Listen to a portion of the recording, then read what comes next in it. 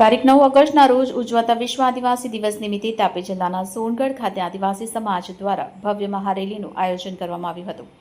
મહારેલીમાં સોનગઢ તાલુકાના વિવિધ ગામડાઓ ઉપરાંત તાલુકાની બહારના વિસ્તારો તેમજ મહારાષ્ટ્રમાંથી પણ આદિવાસી સમાજના ભાઈઓ બહેનો અને વડીલો મોટી સંખ્યામાં ઉપસ્થિત રહ્યા હતા।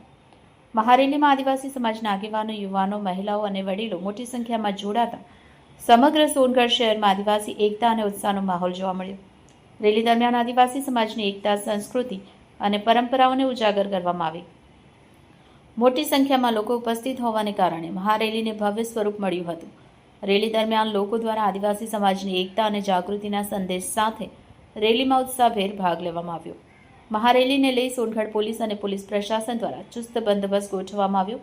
રેલી દરમિયાન કાયદો અને વ્યવસ્થા જળવાઈ રહે તેમજ ટ્રાફિક વ્યવસ્થામાં કોઈ અડચણ ન આવે તે માટે પોલીસ દ્વારા સતત દેખરેખ રાખવામાં આવી હતી। મોટી સંખ્યામાં લોકો જોડાયા હોવા છતાં રેલી શાંતિપૂર્ણ માહોલમાં યોજાઈ હતી। વિશાળ જનસમૂહ સાથે નીકળેલી આ મહારેલી સોનગઢ શહેરના વિવિધ માર્ગો પરથી પસાર થઈને અંતે સોનગઢ નગરપાલિકા પાસે આવેલ બિરસા મુંડા ચોક ખાતે પહોંચી હતી, જ્યાં રેલીનું સમાપન કરવામાં આવ્યું।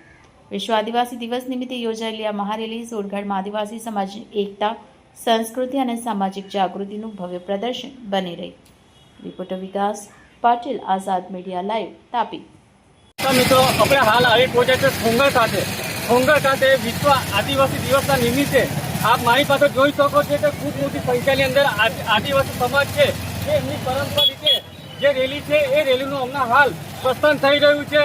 ટૂંક સમયની અંદર આ જે રેલી છે આ સોનગઢ બસ સ્ટેન્ડની અંદર જે બિરસા મુંડાનું જે પુતળું છે ત્યાં પુતળાની અંદર જે આદિવાસી સમાજના જે અગ્રણીઓ છે, લોકો જે છે, જે વડીલ છે, એ જે મૂર્તિ છે એ મૂર્તિની પણ સ્થાપના થયેલી છે। એ મૂર્તિની અંદર એ ભગવાન બિરસા મુંડાની અંદર પૂજા અર્ચના કરશે।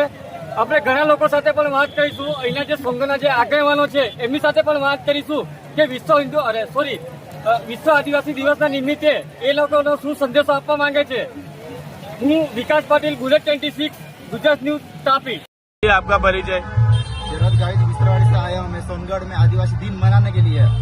क्या कहोगे विश्व आदिवासी दिन पे सारे युवाओं को क्या संदेश दोगे? सारे युवाओं को यही संदेश देना चाहता हूँ मैं कि नशा मुक्त रहे, नशा ना करना चाहिए। फार्मर मतलब किसान है, किसान मतलब शेतकरी है, शेतकरी को सब सपोर्ट करना चाहिए। कहीं भी कुछ भी हो तो सब आदिवासी जाना चाहिए, खड़े होना चाहिए, उधर रुकना चाहिए कि क्या हो रहा है क्या नहीं हो रहा है। आदिवासी को अभी तक ये चूतिया समझते हैं, चूतिया नहीं समझना चाहिए। आदिवासी मतलब पहचान है, ब्रांड है, दिस इज ब्रांड।